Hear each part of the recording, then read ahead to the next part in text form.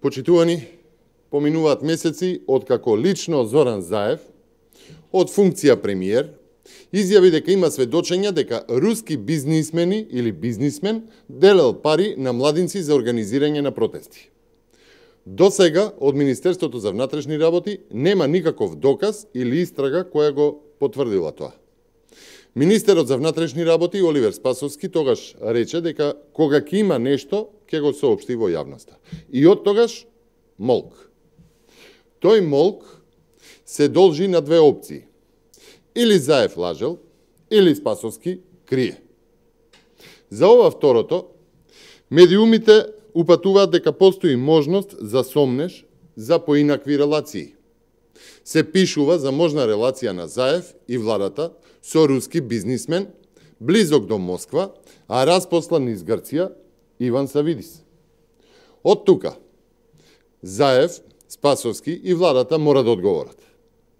Дали и колку Иван Савидис е економски присутен во Македонија и дали има поврзаност со владата, премиерот и високи функционери од ЛДП, која е дел од владеачката коалиција.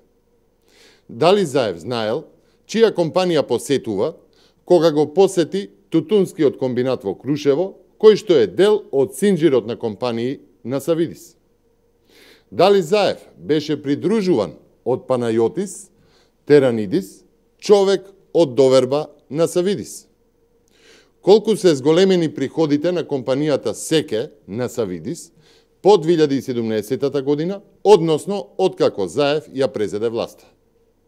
Дали поранешниот директор на Државниот земјоделски инспекторат Јане Станковски, кадар на привезокот на Заев ЛДП, е главен потписник, прокурист на компанијата на Савидис.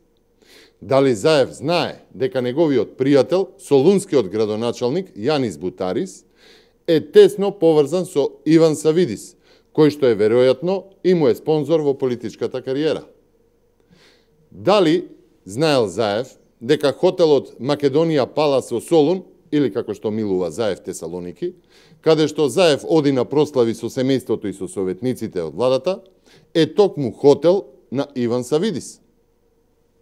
Почитувани уште од насилното заземање на власта, Заев и неговата однародена криминогена банда се обидуваат секое спротивставување на насилните политики против обезличувањето и бришењето на македонскиот народ, посебност и историја, да ги прикажат како странска, односно руска интервенција.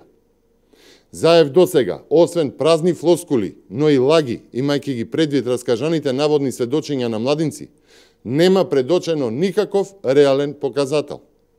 Напротив, ваквите дилеми, кои што сега ги отвораат медиумите, но со можност за сомневање таа врска да биде во насока на владино делување, Заев има сериозна обврска да даде одговори на поставените прашања.